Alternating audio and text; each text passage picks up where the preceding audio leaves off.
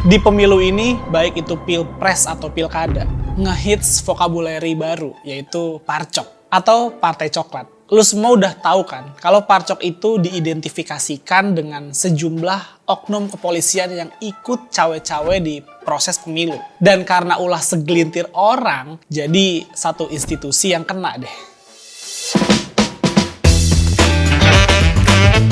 Jujur aja, gue sangat gak rela kalau institusi kepolisian itu tercoreng namanya. Gue tuh kepengen yang namanya polisi itu punya wibawa di masyarakat. Dan gue sangat yakin masih banyak polisi yang baik di dalam institusi kepolisian. Walaupun mungkin kita belum ketemu aja yang mana orangnya. Coba lu lihat video ini. Assalamualaikum warahmatullahi wabarakatuh. Pak Bakri, niki kita dari PP Polri. Ya. Nggih, ini adalah simpati atau utusanipun Pak Lutfi, mantan Kapolda Jateng. Nggih, mangke nyun sewu Pak Bakri sekeluarga nyun tulung tanggal 17 November nyoblos nomor 2 Pak Lutfi. Ampun kesupen nggih.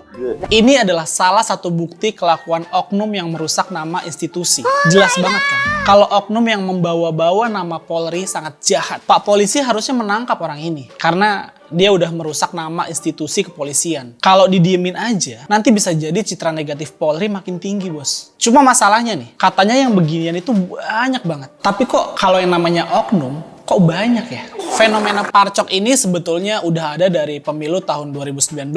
Waktu itu beberapa anggota Partai Gerindra mengangkat soal isu ini kok. Contohnya aja ada Arief Puyono yang menuding Polri tidak netral. Ini terjadi akibat adanya sweeping terhadap kaos 2019 ganti presiden di Semarang. Tudingan serupa juga datang dari petinggi Partai Gerindra, yaitu Ahmad Muzani. Lalu ada juga namanya Andre Rosiade yang menuding pergantian PJ gubernur dari polisi adalah untuk pemenangan Jokowi Ma'ruf Amin waktu itu. Lalu ada juga lagi nih, petinggi Partai Gerindra Mulyadi yang menuding bahwa polisi mengarahkan pemilihnya untuk memilih Jokowi Ma'ruf. Dan yang terakhir nih, dalam catatan gue, petinggi Partai Gerindra yaitu Habibur Rahman juga pernah meminta supaya Presiden Jokowi tidak melibatkan polisi untuk menjadi dalam tanda kutip nih, tim kampanyenya. Jadi udah jelas lah, kalau urusan parcok ini udah ada sejak lama. Bahkan, yang paling kenceng banget ngebahas ini adalah anggota Partai Gerindra yang sekarang bilang kalau parcok itu nggak ada. Aneh nggak sih?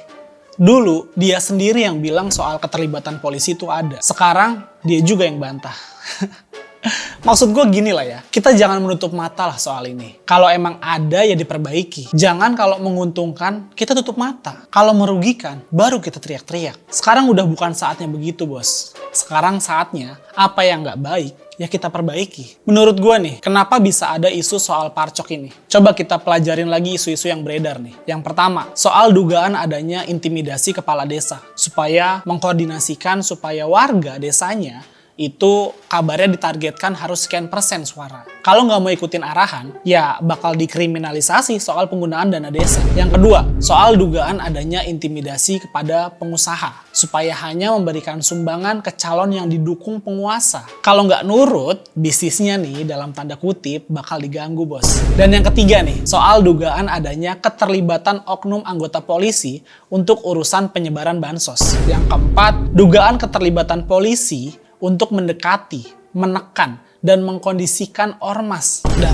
masih banyak lagi lah. Dari isu ini kita bisa cari apa sih penyebabnya. Kalau menurut gua penyebabnya adalah kewenangan institusi kepolisian yang sangat luas. Bahkan mungkin boleh dibilang tidak terbatas. Polisi bisa menangani kasus apapun, baik itu pidana, perdata, sampai urusan tata kelola pemerintahan. Kewenangan yang sangat luas ini tentu berpotensi disalahgunakan oleh oknum yang tidak bertanggung jawab. Fenomena parcok ini tentu sangat mengganggu kehidupan berdemokrasi kita. Tapi feeling gua nih, bukan salah kepolisiannya juga. Semua berawal dari ambisi dan nafsu besar penguasa yang menghalalkan segala cara untuk tetap berkuasa. Kalau mau merebut kekuasaan, normalnya kan bikin partai ya. Nah, ini mungkin karena nggak punya partai, jadi menggunakan partai coklat. Aneh nggak sih? Orang yang klaimnya nih dapat kepuasan publik 80% tapi nggak mau bikin partai. Jangan-jangan 80% itu hoax ya? Oh my God! Gua dan mungkin kalian lah juga yakin kan, pasti kepengen supaya punya Polri yang bisa diandalkan dan berwibawa. Pemisahan Polri dan ABRI sempat membawa angin segar. dalam kehidupan berdemokrasi kita. Kekuatan sipil diharapkan bisa lebih dominan menopang kemajuan bangsa. Cuma mungkin ya, karena kewenangan Polri ini terlalu luas, jadi adalah oknum-oknum yang bandel nih. Menurut gua, supaya marwah institusi Polri kembali tegak dan tidak menimbulkan banyak kontroversi nih, lebih baik kewenangan Polri itu dibatasi lah. Gua saranin aja supaya polisi itu cukup menangani masalah-masalah pidana aja, seperti kayak pencurian, pembunuhan, perampokan, dan lain-lain lah.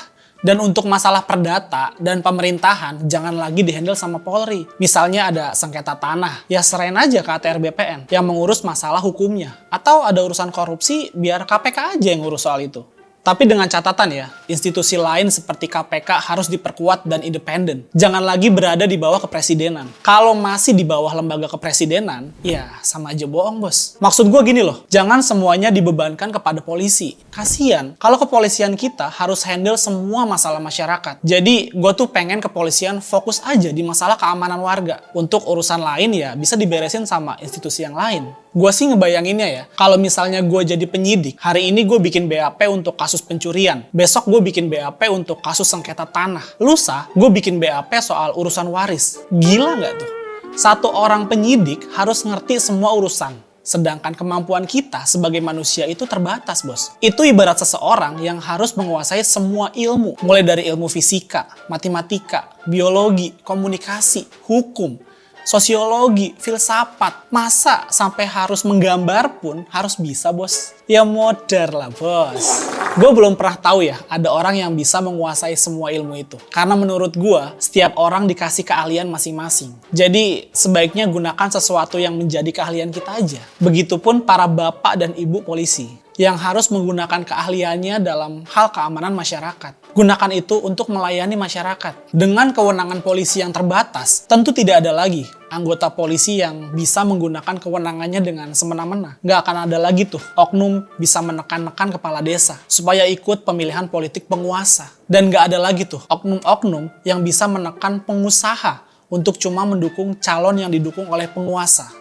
Kalaupun masih ada oknum yang menekan kepala desa, ya nggak akan dianggap lah. Karena mereka kan udah nggak punya kewenangan untuk menangkap dan mengkriminalisasikan kepala desa. Dan disitulah akhirnya marwah dan kehormatan institusi kepolisian bisa kembali tegak. Jadi sekali lagi nih, gue bikin video ini karena gue cinta sama bapak dan ibu polisi kita. Gue kepengen polisi itu dihormatin, bukan ditakutin. Buat kepolisian Republik Indonesia, salam cinta dari gue. Sekian dulu dari gue. Sorry to say kalau ada omongan gue yang gak sejalan sama kalian. Gue Iwan Chan, bye!